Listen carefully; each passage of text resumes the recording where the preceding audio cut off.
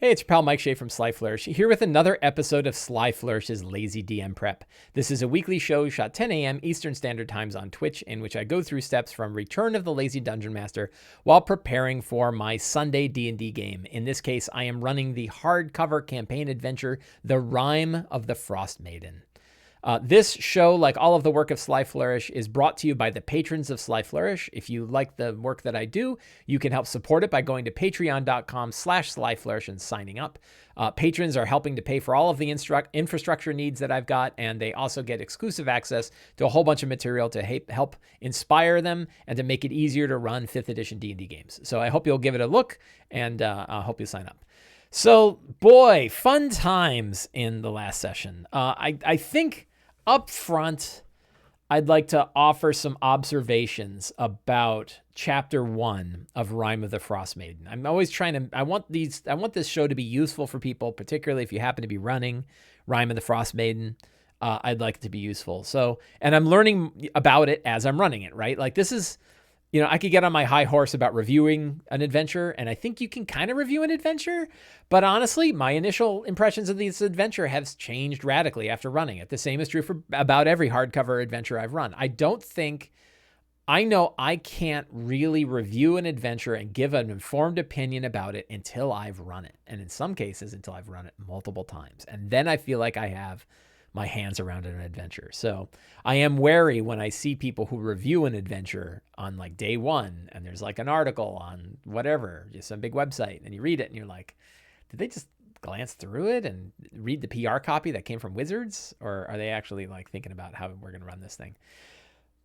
And I don't even know I know less than half of Rime of the Frostmaiden because I'm still in chapter 1. But a couple thoughts occur to me now that I've been running it. And one is it has a lot of flexibility that makes it fun to run.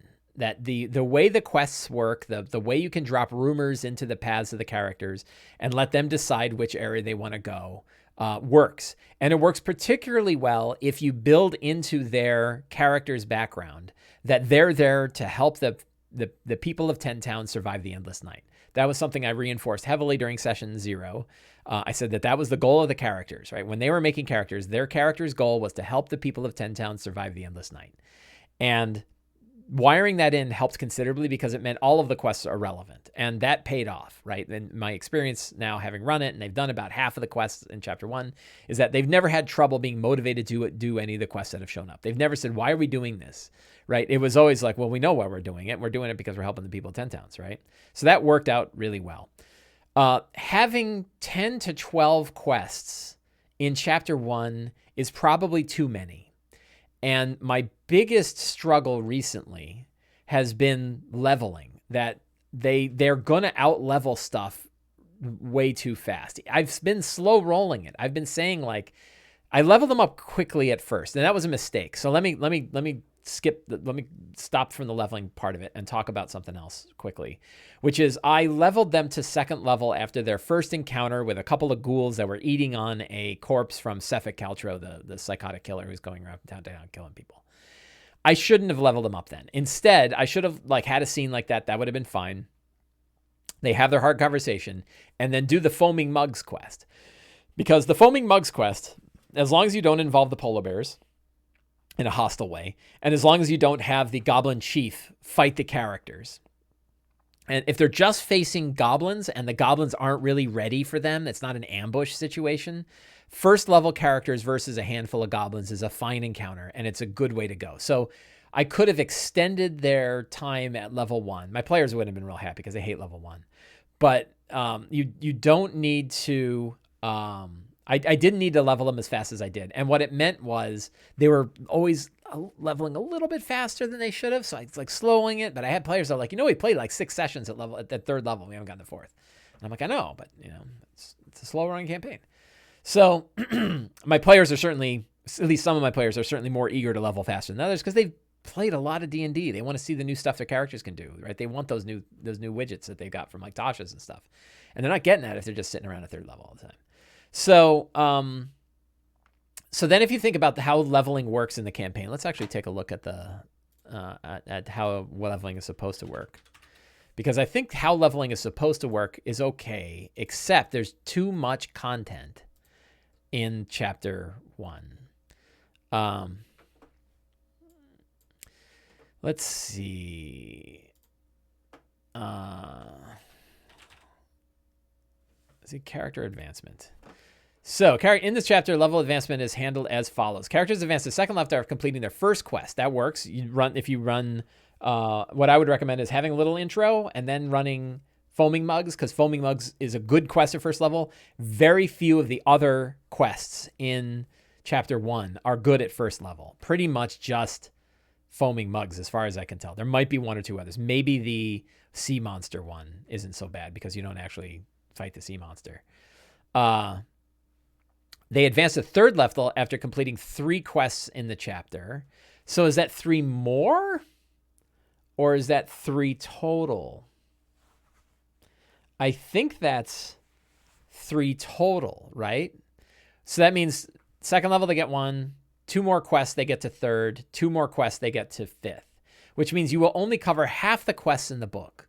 That's a lot of material. And I was talking to Teo Sabadia, Alpha Stream, and he was like, that's a lot of material to throw on the floor, right? That's because think about it. That's 5 of 12 quests. You're throwing most of them away, right? Pretty much. So yeah, He's Not Your Problem says it's cumulative, right?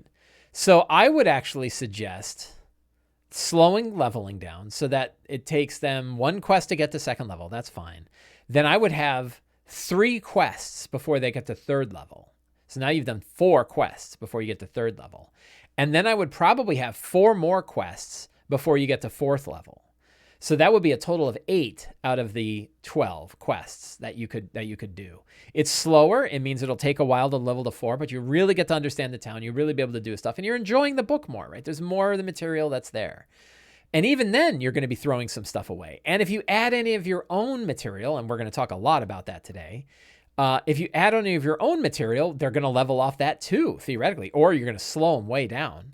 And that means you're going to skip even more stuff. So I think if you level them as fast as they level in the book, you're tossing a lot of stuff away. And maybe that's fine, but it's like, you bought it, right? You bought this great big tome. Why wouldn't you use more of it?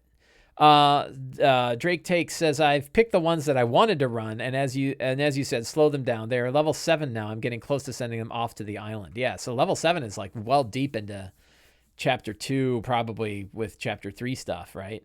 And I don't even know I'm handling all that yet. So yeah, I would slow the leveling down, and I like the idea of like picking which quests you think are cool. And what I would recommend is that DMs read through the quests that exist and decide which ones they want to run. The ones that I would probably cut for myself, and I don't know that I would cut this for everybody.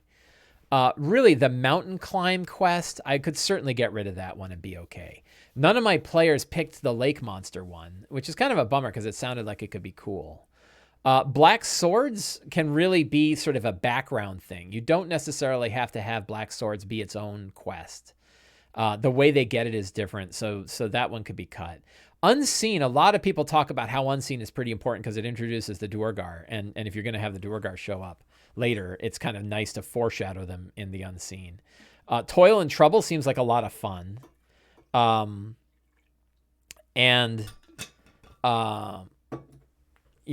I haven't run it yet. So of the ones that I've run Foaming Mugs, I've run Hold Up, I've run The Mead Must Flow, I've run The White Moose, and I've run A Beautiful Mine. And I've run both of the other quests. And I don't think any of those are bad. I was happy with all of them. So, that all worked out. Well, we got raided. Dreaded GM just raided us. Hello, fellow joiners, people coming in from a raid. I hope to entertain you. I don't know what you were watching, but, I don't know. We'll see. Hopefully I can keep you entertained. So the only quest I would probably just plain throw out, and again, it was just me, and other people might look at it and say, no, it's a fine quest, was the mountain climb quest, right? The one that takes place in Targos. And that one I would not, that one I don't know if I would worry about too much. And you have to decide. So I think this is, a lot of it is personal choice. A lot of it is direction of the characters. See, and there's sort of two ways to filter the quest. One is you can filter it by just not having it show up. or having it show up and disappear. Another way is the players are going to filter it because they're going to choose which quest to go on. And you can say, like, you got nobody picked the lake monster quest, that quest goes away. So, that can be fine, right? They're selecting quests too. So you have two levels, ones you want to run, and then of the ones you run a one, which ones will they actually pick? The problem that you run into is then you might have other things you like to do too. Like, I don't know, the Cult of Oral, hanging out in the bottom of the House of the Triad. And you want to do a whole thing with that, which I did. And they're like, well, that should count as a quest, right? And so now you're eliminating things that are in the book for things you added, which is exactly where I'm at, right? Both my groups are going to be going to the House of the Triad and facing against the Cult of Oral because it's fun. So that means there's a lot of material in chapter 1 that you may end up tossing on the floor. And it's hard not to, part of it is like, I kind of wish I'd run those things. He's Not Your Problem says, my players were bored by the mountain climb quest. Well, I'm glad to know that because neither of my groups have done it. And I don't think either of them are going to do it because I don't think I'm going to offer it because it's like you go up and you deal with Yetis. I don't know. So that was something that I observed. The other one is, if you recall, I think I've talked about this before, but if you recall, I tried to group the quests up into like tiers, sort of the way that Dragon of Icespire Peak did, and that didn't work. So better to just let the rumors flow into the game organically. Always have like 2 or 3 quests. I would have like 3 quests in front of the players at any given time. So then whenever they're on a quest and they complete it, they get more until there's always 3 sitting in front of them. And that way, they have meaningful choices about which ones they want to do. And then you can have quests dry up, right? Like certain quests just get taken care of and then they go away. So I think that approach works. If you add bits of lore to the homebrew side quests, you're better customizing the hardback to the book. Yeah. I'm not saying you shouldn't have side quests. The hard part is there's so much material in the adventure. And when you add your side quest, they're just going to get out leveled, right? They're going to raise. There's almost too much material, which sounds like there's too much good stuff in here, but it's something to keep in mind. What other chapter 1 thoughts? I've mentioned a lot of things that I would do for each of the chapters, but I'll probably talk more about that another time. So instead, let's look at how the last session went. So let's go to Notion. We're going to go to Rime and close that. And we are going to, we'll start. Let's look at the old session notes. We'll look at last week's session notes. So that was the 4th, right?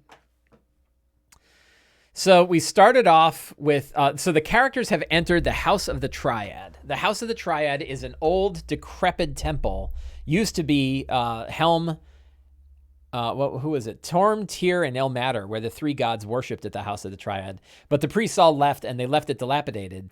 And in my Sunday game, the parents of Ilda's parents, who are both followers of the children of Oral, bought the place because they're rich and turned it into like a cult headquarters for the Cult of Oral in Bryn Shander.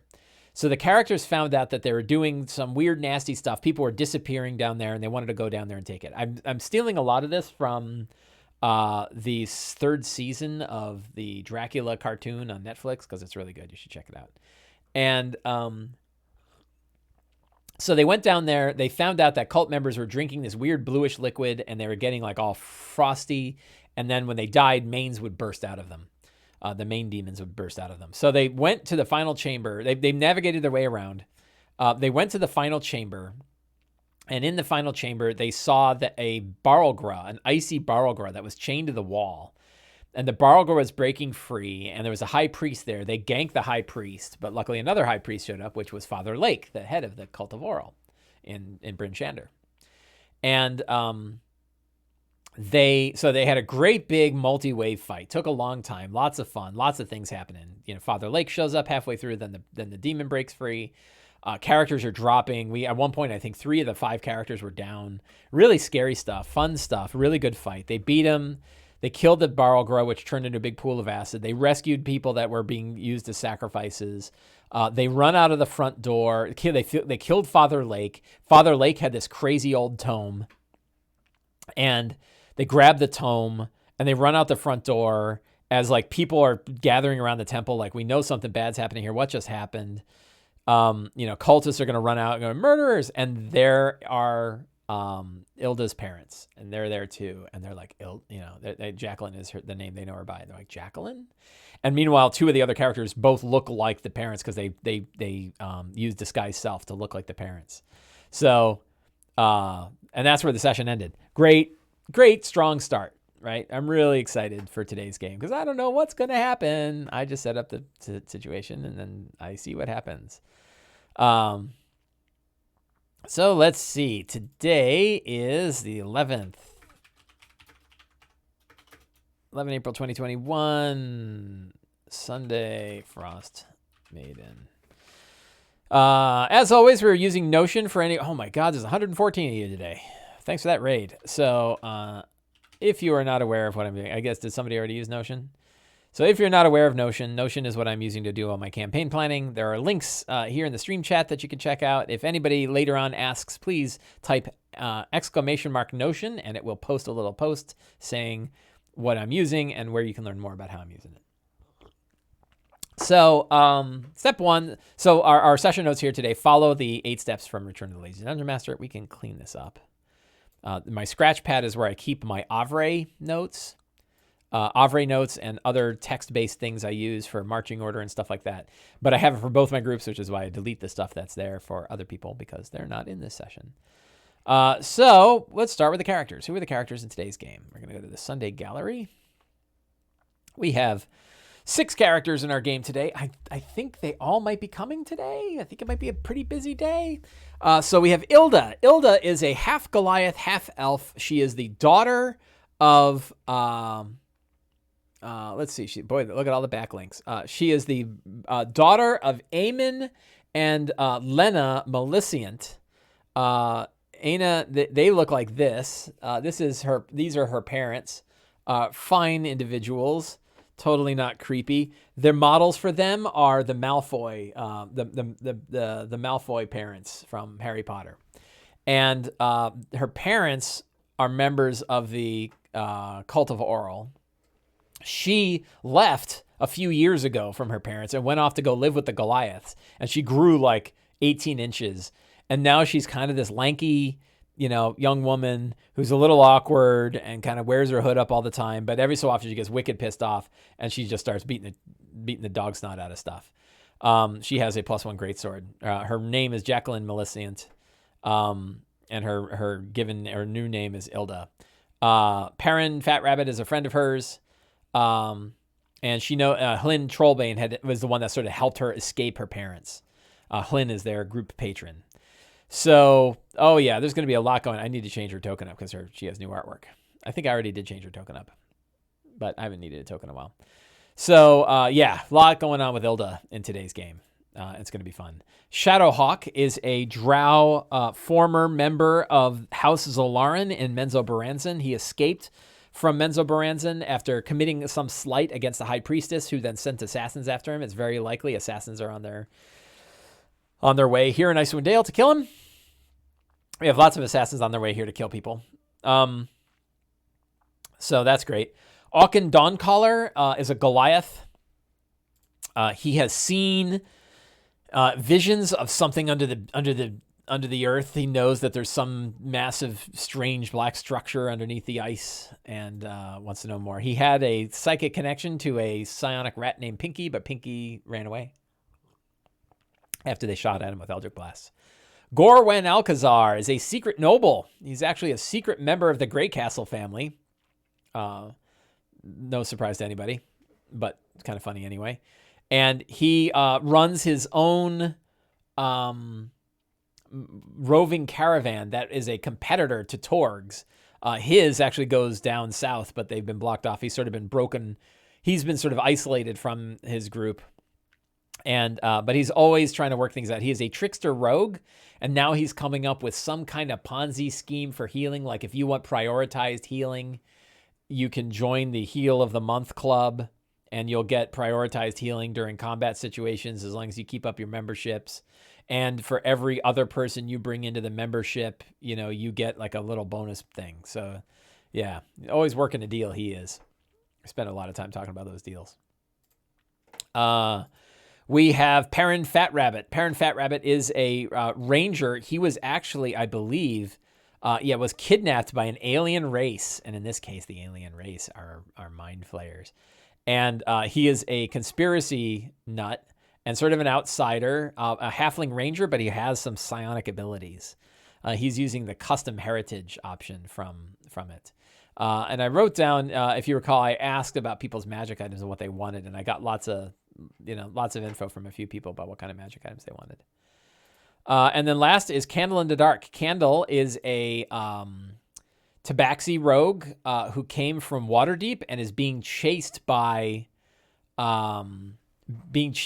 members of the Xanathar. The Xanathar is hunting him. And he is being hunted by Shakar Ballard, the Ebonheart, an assassin of the Xanathar, who looks like this. And he has hunted him down. Gygas Greenhood is Shakar's frontman. And I think Gygas is going to be in the group of people standing there in the front. So we're going to have, this strong start. So those are the 6 characters for today's game. Awesome characters. Having a lot of fun with it. Strong start. Jacqueline. I don't know how to spell Jacqueline. How do you spell Jacqueline? There we go. So I got so much stuff. I think somebody just asked, when is the best time for assassins to show up? And you're like, I don't know.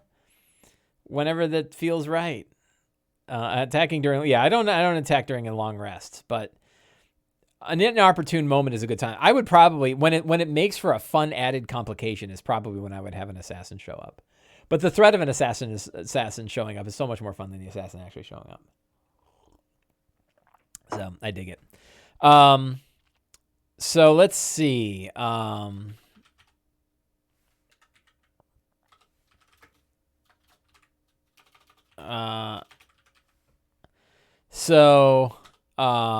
Milicians show up.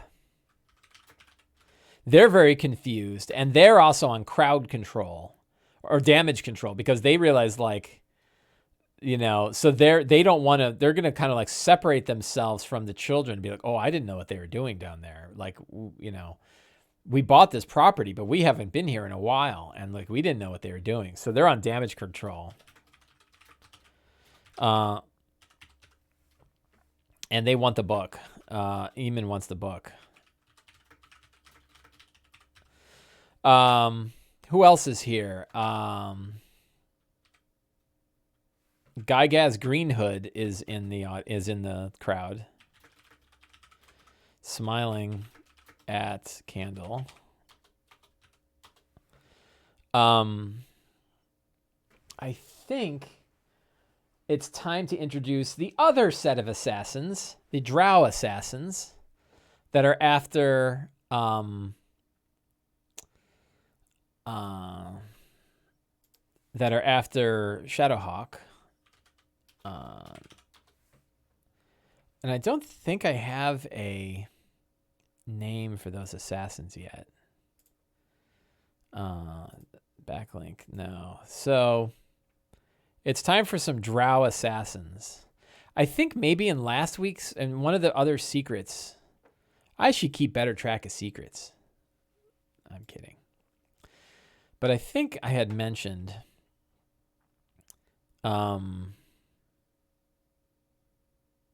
no, I guess I didn't. So I need a cool name for a band of Drow assassins.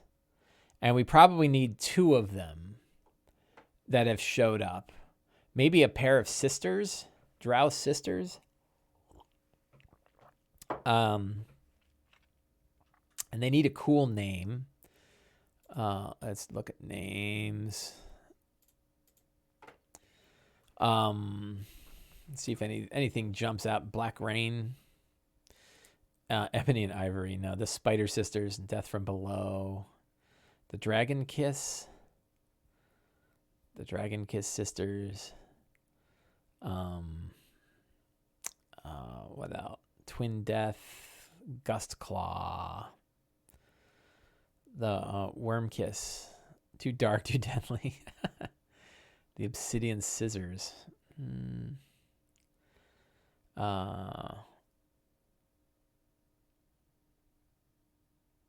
Knight's Kiss. How about Knight's Kiss?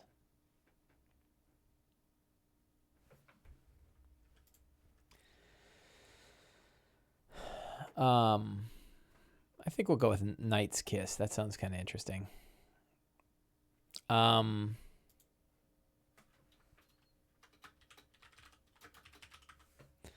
So Knight's Kiss, we're going to create a new page. We're going to add it to the Frostmaiden database. And tag these as NPCs and villains. I'm not really sure I need to separate villains and NPCs. 2 drow sisters. Assassin sisters. Sent from Menzo to 10 towns to kill Shadowhawk. What would be good models for them? Interesting characters that we can model. Who are some cool assassins from movies and stuff like that aren't the main, like they could be like the cleaners. So maybe one of them is really sly and subtle, and the other one is like the other one is monstrous and brutal, like the cleaner in Point of No Return. Yeah, the cleaners from La Femme Nikita.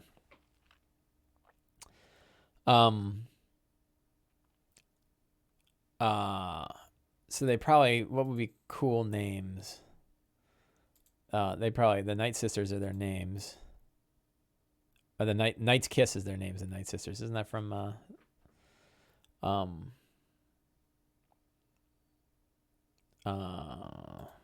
let's see.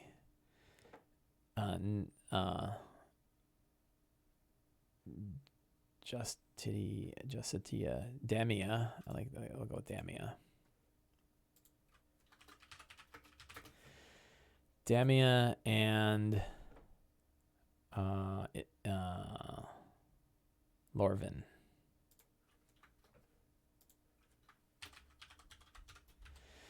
Damia and Lorvin. Do I need a separate NPC card for each of these? I don't know. Probably not.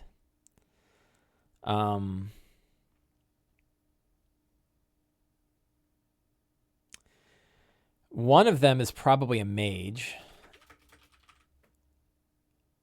One of them, obviously the assassin stat block makes sense. But they probably have assassins. One of them is probably a veteran. Right? I don't know. I'll improvise their stat blocks when I need them. But I think it's time that they showed up. So, they'll be... And they realize, like, now's not the time to engage. They just want to know Shadowhawk is here. And they'll show up later. A Blade Singer. That would be pretty cool. Lucy Liu from Kill Bill. That's a good one.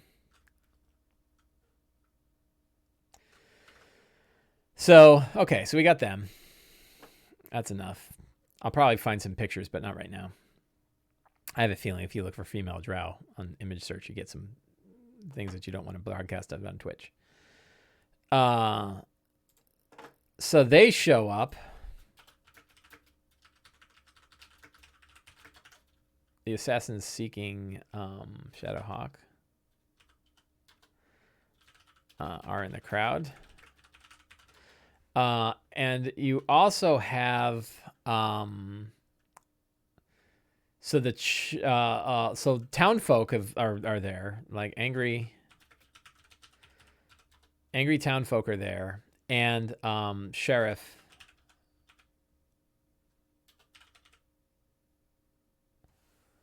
Markham Southwell, this fella, he's there, and he wants to try to figure out what the hell's going on.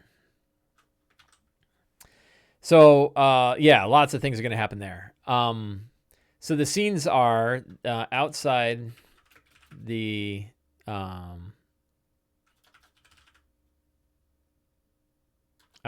of the Triad. And then the next scene is next quest. And there are options for that. I'm not crazy about like which quest they're going to have next, but the options for their quest are a couple of quests are going to fall off.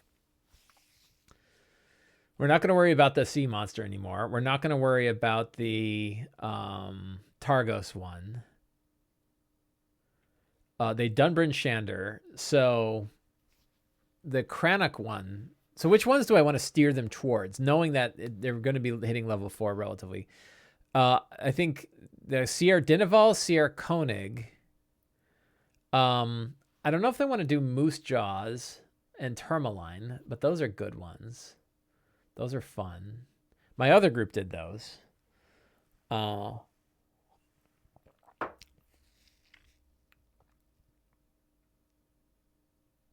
So Lonely Wood and Tourmaline. So there's really 4 that I could steer them towards. I guess 5, because right there's the other one is the people who have gone missing. So there's 5. There's 5 quests. So of those 5, do I want to drop all 5 in front of them? That seems like a lot, but let's write them down just so I have them, right? So, secrets and clues. Oh, people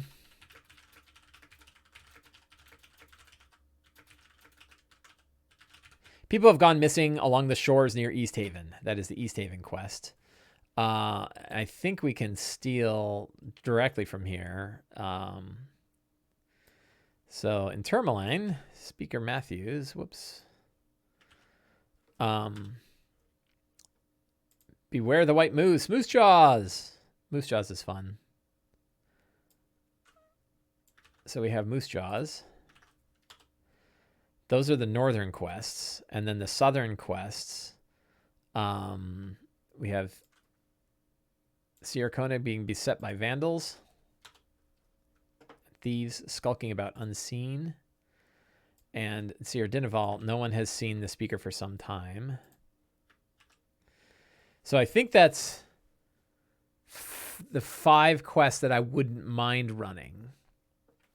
The sea monster has seemed to disappear.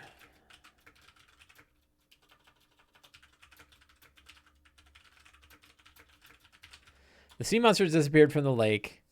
The remains of the explorers of Kelvin's Cairn were found. They're dead. No one is paying any more.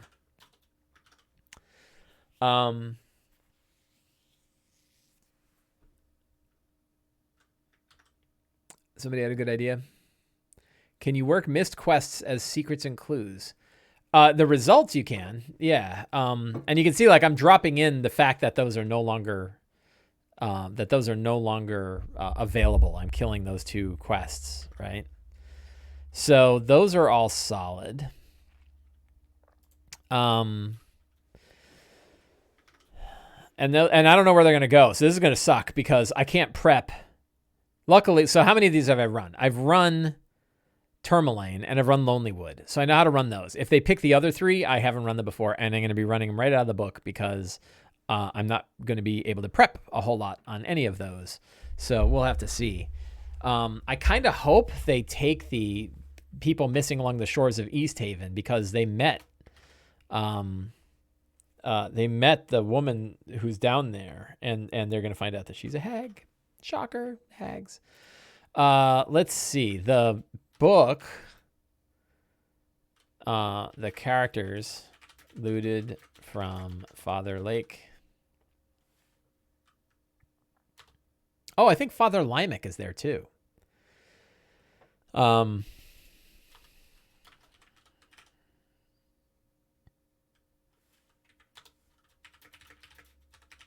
Lots of people in the crowd watching. Aemon and Melissa, the Melicians are there. Gygas is there. Knight's Kiss is there. Father Limek is there. Everyone. All of the NPCs are at the front of this. So it's going to be a great big reunion.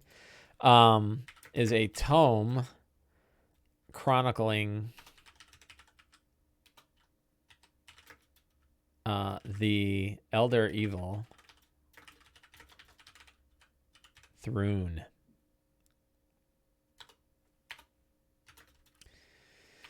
Father Lake changed either knowingly or unwittingly shifted the children of Oral from the Frostmaiden to Thrune. Jacqueline, Ilda's parents, actually worship Thrune. She was blessed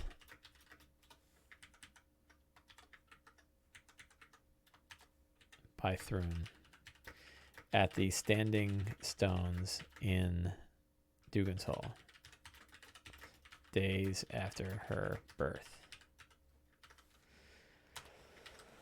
That's cool. Hey, my mom is here. Hi, Mom. Everybody say hello to my mom.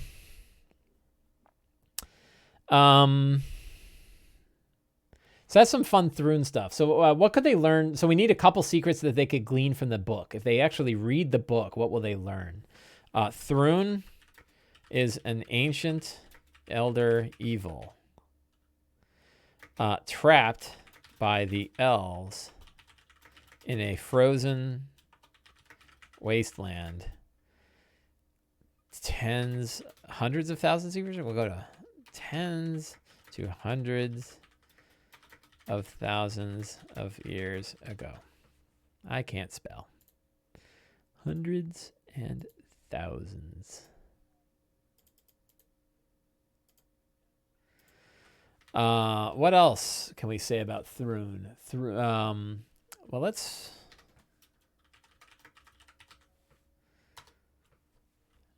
take a look. So I am taking Thrune from an old tome, an old mysterious tome called Elder Evils by a young up-and-comer Robert Schwab. As you can imagine, the creator of Shadow of the Demon Lord wrote a lot about Elder Evils in the D&D days. This book is from when? This is copyright date of... I can't find the date. I don't know. 2007. So, no, Elder Evils is different than Prince of the Apocalypse. So there's a bunch of Elder Evils in here, and I took one. And the one I took was Father Limerick on page 32. Now, I made a change to Father Limerick because I thought it was weird that Father Limerick... I made Father Limerick an NPC. So what are Elder Evils? Elder Evils are beings that are godlike. They're not gods. They're not demon princes. Oh, that's some cool artwork. Let's take that.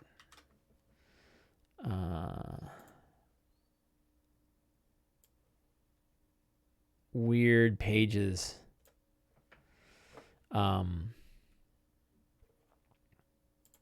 And I think we'll make a new treasure item called the Book of Thrune. Frostmaiden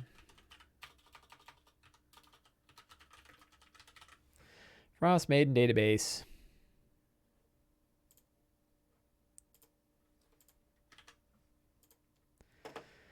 Tags. Item. The book found by the characters in House of the Triad. Held by Father Lake. Written by Father Limerick. The Collar of Thrune. So What other Thrune stuff? So Thrune, goal. Father Limek. So, okay, so what am I doing? I'm taking... The Elder Evil is called Father Limek in this book. I'm changing Father Limek into a being, a person, like the high caller of Thrune. And I'm renaming the demon prince that they refer to as Father Limek here into Thrune. Because Thrune is a cooler name than Father Limek is. Father Limek is better as a thing. So I'm changing some things around. Elder Evil, the ancient elves spend much of their time in the near endless research and study. So I think we're going to just like take some of this stuff. Right? This is good. This is good stuff right here. And this will be material that I can drop right in as secrets that they can learn when they read the Book of Thrune. But what does it do to you? What terrible things. So goals. Father Limek has never stirred in this world. Alien thoughts are inscrutable to mortals. He's a terrifying projection of an unnatural children to speak to it. Change the world to one more suitable to his existence. At the very least, the world of Father Limek is one of endless darkness and deadly cold. If he wakes, nothing would survive aside from Father Limek and his chosen brood. Father Limek's first goal is to be released from his prison of ice. Light of any sort causes the walls to thicken, but darkness causes them to melt. This is important stuff. Let's grab some of this.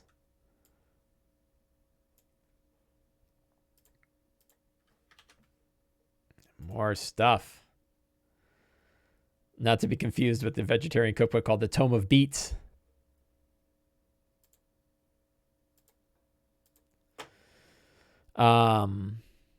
The dead sun diminishes as natural and magical light rises. So,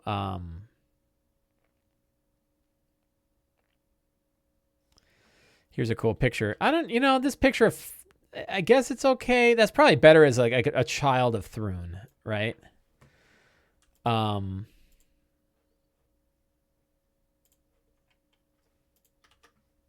Not so much. I don't think that's cool enough. There's got to be creepier stuff than that. I'll go Toma Beast this.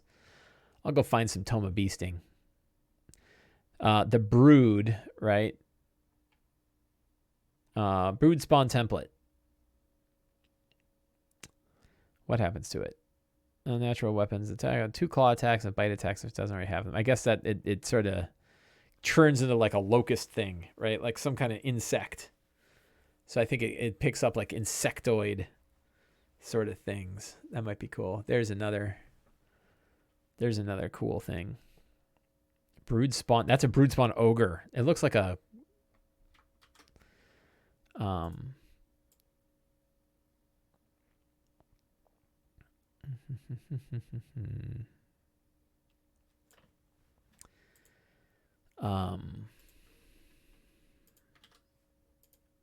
there's another critter. So those are cool. Is there any other cool artwork I can steal from here and throw into this tome so that I can show the players?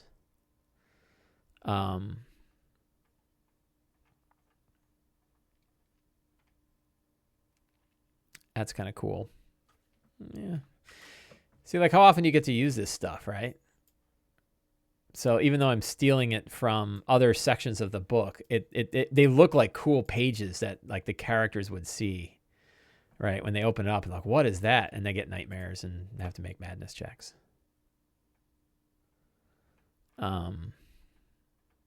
Steal artwork, right? Like you bought the books.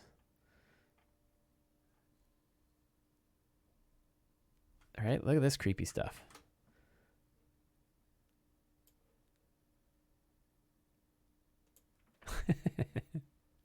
It's cool. Nightmares, right? Look at this nightmarish stuff. And these are all different demon princes. So is that like a cooler... That looks more Thrune-like, right?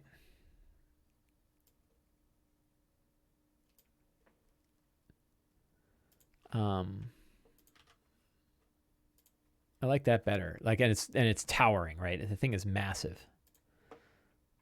And there's cool like stat blocks for stuff in You know, we could take that from the Tome of Beasts. Look at that, the moonlit.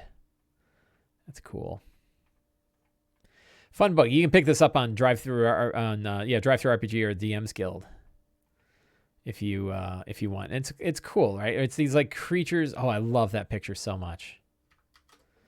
I think I've already got that for Father Lake, but that's my Father Lake. That's what he looks like, right?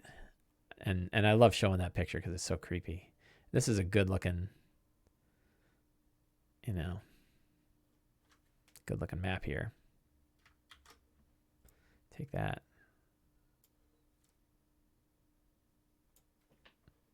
That might be where his prison is.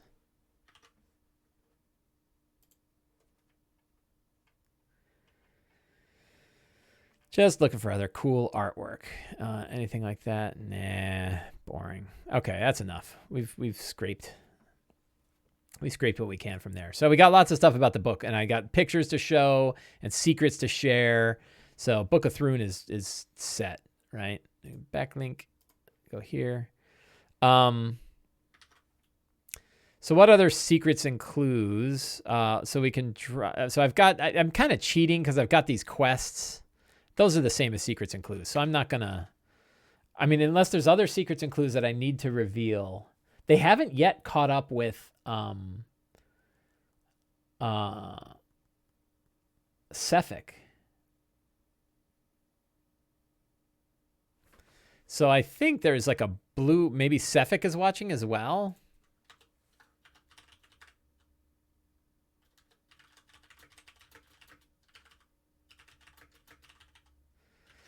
Everyone's there. All right, so cool. He probably went back to town just to see what's going on. Any other, let's see, the cult of Oral has shattered with the death of Father Lake. Some went back to their normal lives. Others have gotten even more fanatical. Many have killed themselves or their families.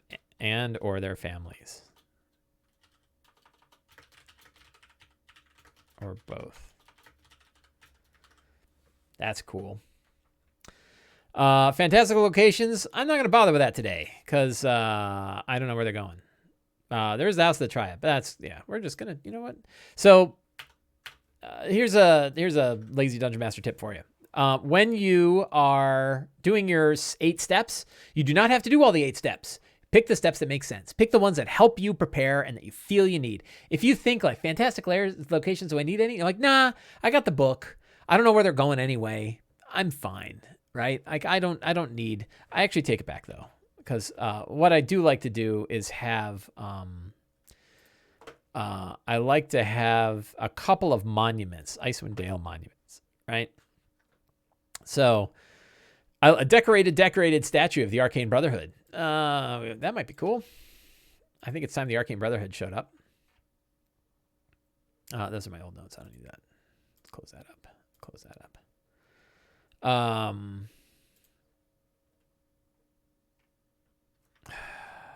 suck. Go here. And and for my locations, I'm having monuments. Like these are things that they might find on their path while they're going from place to place. Wait, what was that randomizer? That is the monuments of Icewind Dale. Flaming, crumbling barrow of Oral. Ruined, pristine barrow of Oral. Charred, cracked fountain of the tribe of the wolf. What would that look like? Decorated, buried throne of the Arcane Brotherhood. Nah. Marble-spired statue of Oral. Shattered, poisonous archway of Oral. Shattered, ruined cairn of the Netherese. Marble, ornate shrine of Oral. Yeah, that one's good. Do that one.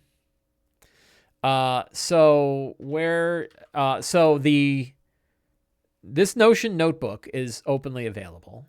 And on the front page, I have resources. One of those is an Icewind Dale monument generator that I wrote using Perchance. Perchance is a fantastic website to build random tables, and I created one. If you want just this one, I will throw it here. I copied it over to Sly Flourish when I was done building it, but that was built with Perchance. Any others? Metallic charred fossil of the illithids. That's really cool. I want that. That's a fun one. I'm going to do that one.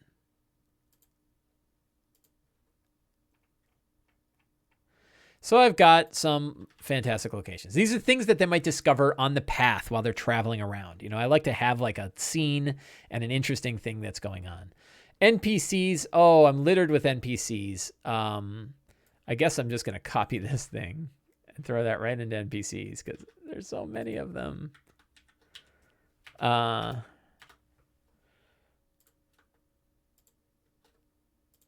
This is mostly just to have them on hand.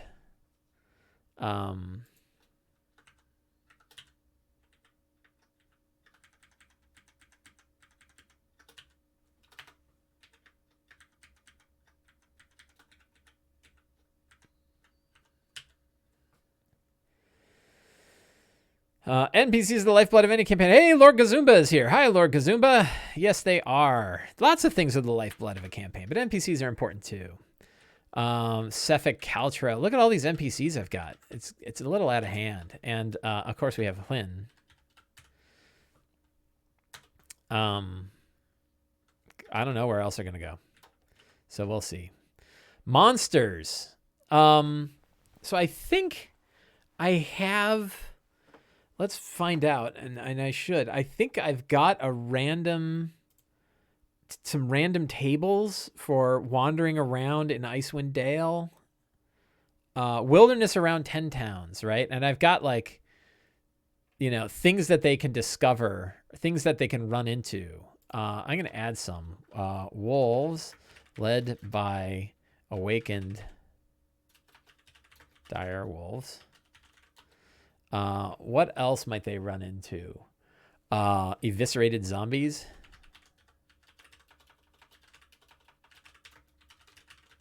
Those are always fun. How come eviscerated is... I don't know how to spell eviscerated. And neither do they. Somebody help me with the spelling of eviscerated. What else? Icy ghouls. I don't think I have those on here.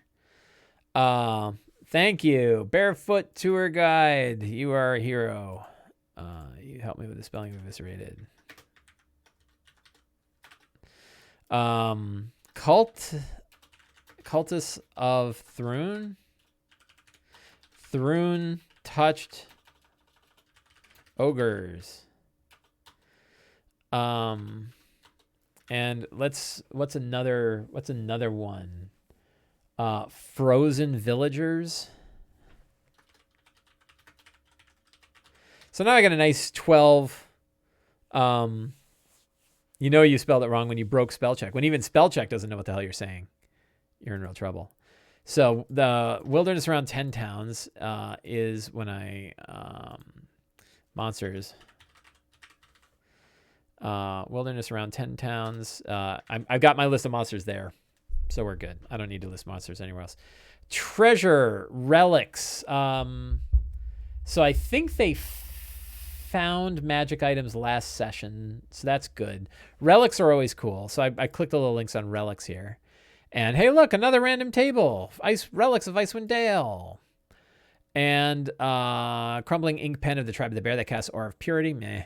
Delicate mask of Aura that casts Gentle Repose. Glowing glove of Helm that casts Sunburst. That sounds cool. That's a good one. Old pipes of Maliki that cast Contingency. Plain doll of Lathander that casts Fly. Glyphed bell of Maliki that casts Shield of Faith. Burned jar of Lathander that casts Clone. Oily bracelet of Telonia that casts Mislead. Freezing gemstone of Mistra that casts Power Word Stun. That's not bad. I'm doing well, thank you, Sinistar. Do I want to give a Power Word Stun one? How can that go wrong, right? Let's take a look at Power Word Stun.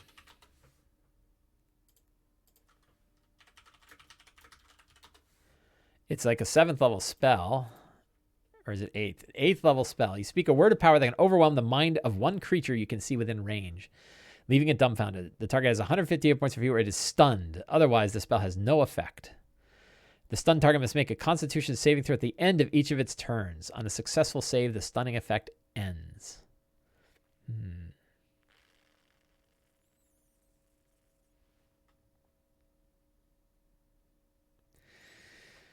So a legendary creature can break the stun as soon as they end their turn, if they use it to stun a creature. I guess, is there anything I'm worried about them using this on that will really dork things up? And I don't think so. Like, so what? So they have this one use, really cool thing, right? I think that's cool. So I think I'm going to do that.